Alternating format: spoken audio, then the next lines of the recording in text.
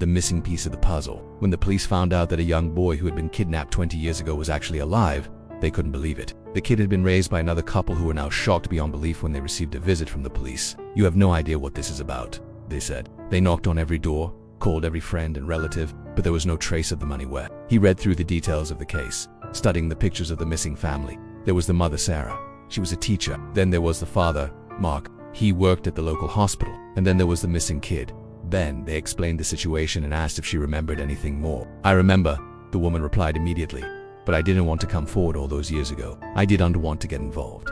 She explained that she had seen a big truck parked outside the house that day. She had thought nothing of it because trucks often passed by their street. However, she had noticed the same truck again later that day. Eventually the search was stopped and the case was filed away, or so everyone thought, until one day when the cold case was reopened. I saw him park the truck outside the house, go inside and talk to Ben's parents. Once they had finished writing, they asked her, "Can you identify him in a lineup?" The neighbor nodded her head. When David's wife came in, the officers asked her if she remembered if her husband had been home on the day the family disappeared. But the truth was, they weren't convinced. And when they checked, they found out that David's alibi was completely false. He admitted that he had taken Ben from his home all those years ago, but he insisted that the boy's parents had agreed to give him up willingly. According to David, Mark and Sarah had wanted their son to be adopted by a different family because they believed they were unready to have a baby yet. So when they approached David, who was known for his work with troubled kids, and asked him if he could take care of Ben, he agreed. She looked at them suspiciously, but then replied, "Yes, I do. We were watching TV all day. Why would a couple give up their child and then get into a truck with a stranger?" Something wasn't adding up. Inside, they found many disturbing things, including a hidden room in the basement. The police were stunned. What did the kidnapper want to hide down there? Then they all got into the truck together and drove off. He asked. Ben stared at the image and then he finally replied, "Yes, I do." They had found Ben, the missing kid who had been gone for 20 years. But he wasn't a kid anymore. Then suddenly, something caught the officer's eye. It was a picture hanging on the wall. It was a family photo of David with his wife and a boy. He kept insisting that he was David's son. "I am his son," he said. "He's my dad and this is my mom." He pointed to David's wife, who was crying. They immediately went to the nearest hotel and checked if the boy was there. And there he was, right in front of them.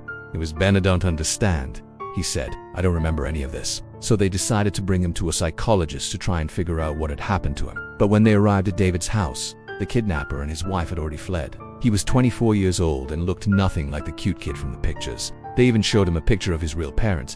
Fortunately, they found her. She was living in the next town. He talked about his parents, their house, and his life before the abduction. But seeing each other again triggered a flood of memories. Their plan was to raise the twins as their own and make it look like the other couple had willingly given them up. Are they dead? The officers couldn't answer the question. Ben traveled around the world to try and find himself. He had always felt different from the other kids at school. And now that he knew he was adopted, he felt like he truly didn't belong anywhere. The police soon discovered that the night Ben and Lucy were kidnapped, their parents had taken them to a friend's house. She vowed to spend the rest of her life fighting for justice. However, on their way back home, they had stopped at a gas station. That's where David and his wife had approached them and offered to drive them home. No one knew what had happened to Ben's parents. All they knew was that their son had been missing for 20 years. Then they put together a lineup and showed it to the neighbor. She quickly pointed out the man she had seen all those years ago. "That's him. I'm sure of it." Instead, he had been raising him all along. "I didn't want to get involved back then, but I remember the face of the man who got out of the truck. If you want, I can ask my wife to confirm it," he offered. "I haven't seen her in a long time," he said. "I hope she's okay." While under hypnosis, Ben started to open up. He shared his memories of growing up with David and his wife. His name was David Gentry and he had an alibi for the day the family disappeared. The police went to see him anyway. "Can I help you?" he asked. The officers hesitated before replying. "We need to ask you some questions." "I've been expecting you," he said. "And I can tell you that I didn't kidnap that boy all those years ago." The police told him that they believed the neighbor had seen him, but he just laughed it off.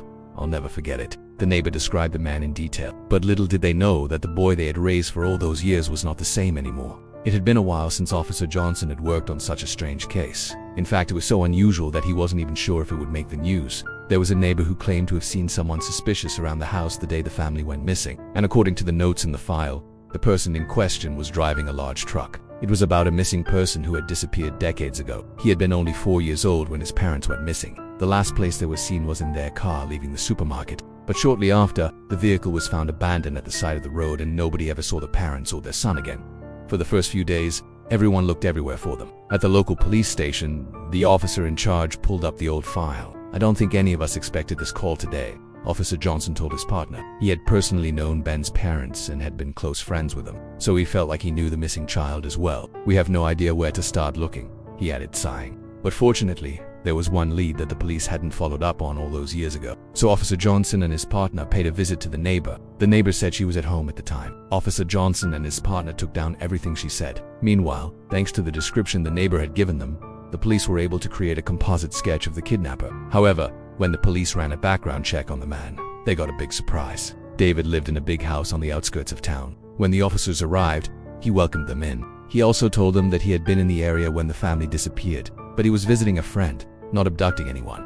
The police decided to take him up on his offer. The police thanked her for her time and left. After arresting him, David broke down and confessed to the crime. However, this story didn't make sense to the police. As soon as David was behind bars, the police went to his house to look for clues. They searched everywhere, but they found nothing except for some old tools and a rocking horse. And then it hit the police like a ton of bricks. David had lied to them. He hadn't abducted Ben 20 years ago. The police didn't waste any time. Ben was confused when the police approached him. Then one of them pulled out Ben's childhood picture and showed it to him. "Do you know this boy?" The police officers were so surprised that they could barely speak. They tried to explain the situation, but Ben refused to believe them. But at that moment, the police didn't have time to argue. They had to take Ben home with them. The police brought Ben to the station. He was still claiming that he was David's son, but the police insisted that he was the missing boy. Ben looked at the image and for the first time he started to cry. Then he looked at the officers and asked, "What happened to my parents?" They comforted Ben as best they could and promised to look for answers. But they knew that finding the truth wouldn't be easy. Days turned into weeks, but the police couldn't find any traces of Ben's real parents. The psychologist was a specialist in trauma cases, and he believed that hypnosis could help Ben remember who he really was. And then something incredible happened. Ben started to remember his real life. However, the most shocking thing Ben remembered was that he had a twin sister named Lucy. The police took this information and started to look for Lucy.